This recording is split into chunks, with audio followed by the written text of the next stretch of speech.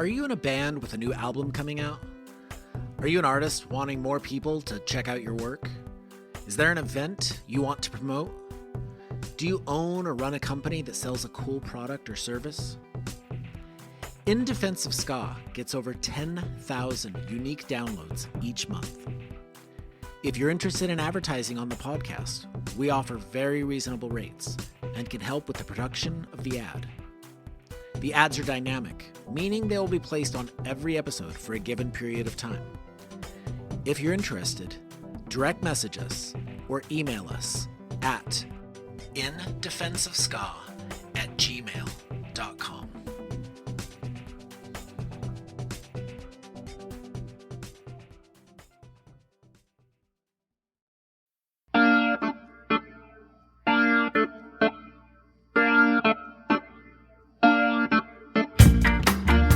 Mike Park, thanks for joining us. Okay. No, I'm just looking. I'm trying to look through the episodes. This is going to be hard. Okay. All right. Well, let's before we get into specific episodes, let's talk about. We just finished 100 episodes of In Defense of Ska, so we are celebrating 100 episodes, and you are an avid listener of this podcast, so we're going to talk about the episodes with you.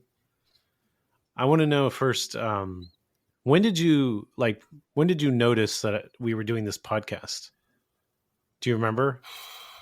I can't recall like a certain time where I was going, oh, they're doing a podcast. I think I just listened from the beginning because you guys are my friends, and I liked it, and so I kept listening, and then it's something I look forward to each week. I'm curious who's the guest, and I get excited when it's up, and I play it, and yeah, I think it's cool.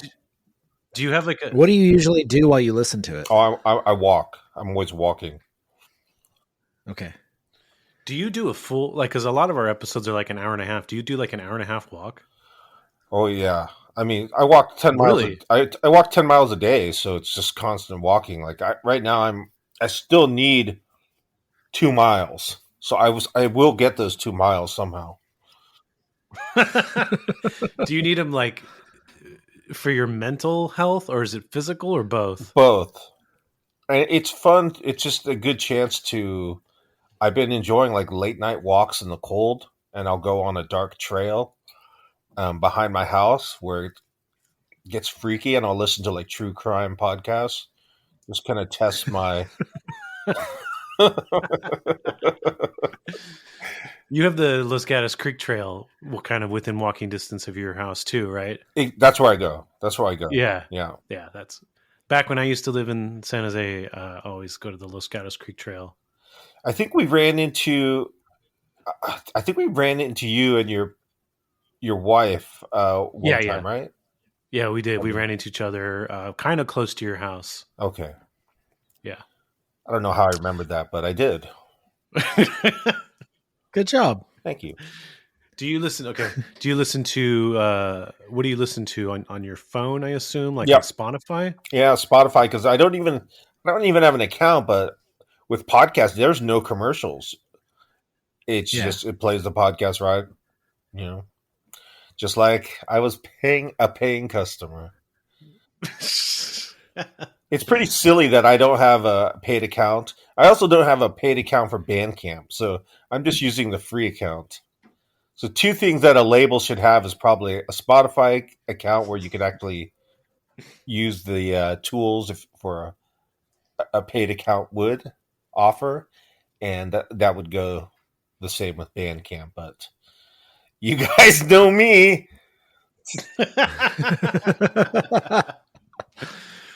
Do you remember, was there a moment where you were like, felt particularly interested in the podcast beyond the fact that it was just Adam and I? Yeah, I liked your voice. A lot of times, you can go a whole episode and like Adam says 4 words. So and that would go especially true if it was someone who Adam didn't know. Like, I'm trying to think of one in particular. The guy from Tom Tom Club. I remember that one where I was like, I don't know if Adam talked. You know what I'm saying? Yeah, but I mean, also I was just listening to the No, story sure. because I mean I'd heard it from Aaron's point of view, kind of, but it was just fascinating listening to it from his point of sure, view. definitely, and so, and I think I've definitely, a lot of times I'll even text. It's terrible that like a lot of times I'm just critiquing Aaron, like in my mind I'm like, oh, I need to text him and tell him to stop saying what do I always say? My big you told me not to say, yeah, my big beef is when anybody, whether it's a guest or a podcast host, when they say it's like, oh, stop saying Mm. Yeah, next season we'll try to get that one out. Yeah, but yeah, I like it. I think, I mean, I don't know the extent of the research that both of you are doing, but I feel like at least the curveball guess that Aaron's getting, he goes deep on it with the research. So I just feel like, so if you're going to work that hard on it, it's pretty cool from my vantage point to listen and to learn. And so I thought I was the king of ska, but I keep learning new stuff, and it's interesting and exciting to. So in general, like the listening to these episodes, or just sort of the ska scene and these ska stories, like what does it mean to you? Is it a lot of it have to do with your own personal connection to it and to the musicians, or just the fact that you like the music? Or I like the music, and it's a lot of peers will be guests. It's fun to hear them talk. I know, like the Bucko 9 episode in particular, I really liked. I thought it was just entertaining. The stories they were telling, it was funny, and it was very much in line with my timeline of when I was doing music. So something like those episodes in particular, the bands that were playing while I was playing, that are still doing it, I love hearing those throwback stories. Mm-hmm. Yeah. Do you love when somebody tells a story and it's a story that you know and they get it wrong? Or at least they tell it from a perspective that's not your perspective. I think that has happened a couple times where I heard like, oh, I think the Jay Vance interview, there's a couple things he said, like, I'm not sure that really happened, but I could be wrong too. So who knows? Was there? Yeah. What do you remember about that episode? Well, it just brought back a lot of memories of.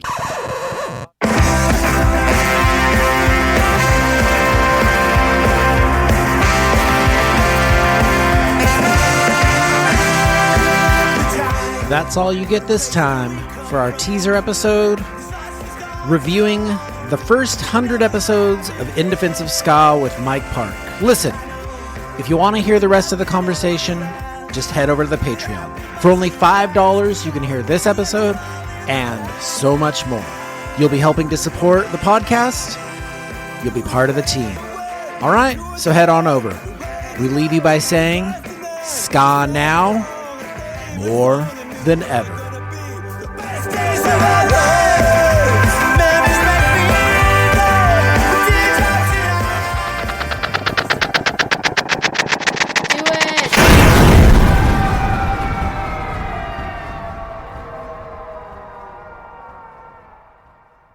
What's up, Mike?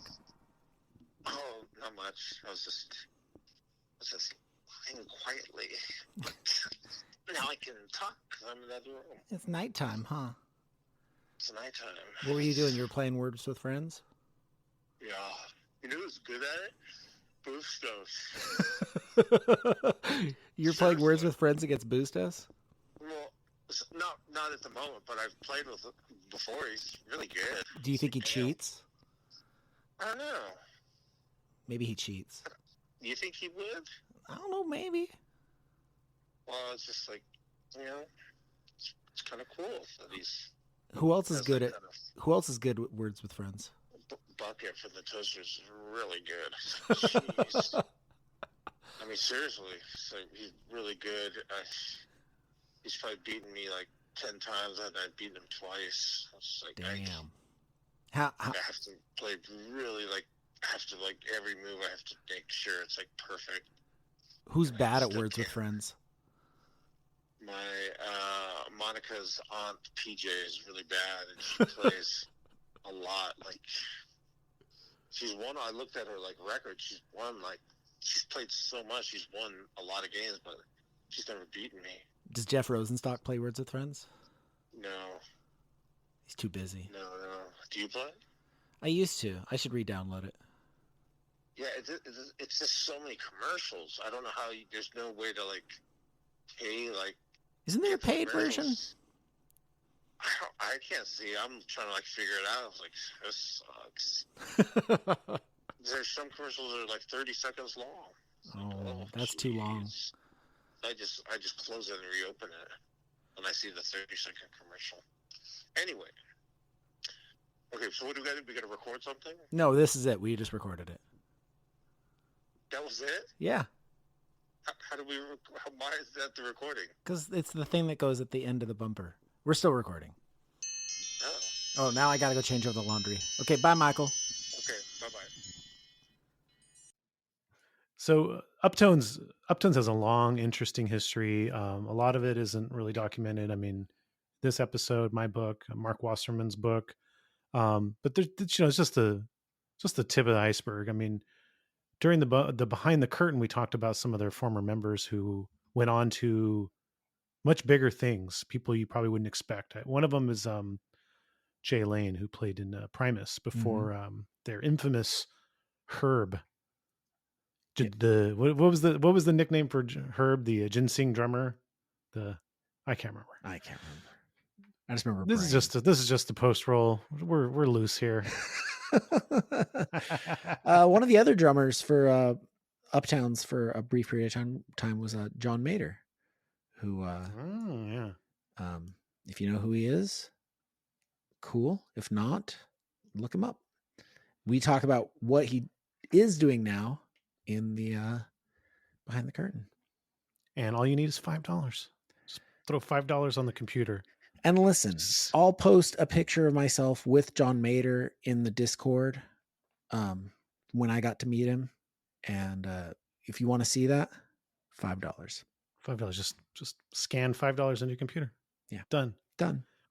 Next week, we have Franz Nicolay from the Hold Steady and World Inferno Friendship Society. Be there. Tell a friend. Like and subscribe. Leave a review. All that stuff. He likes ska.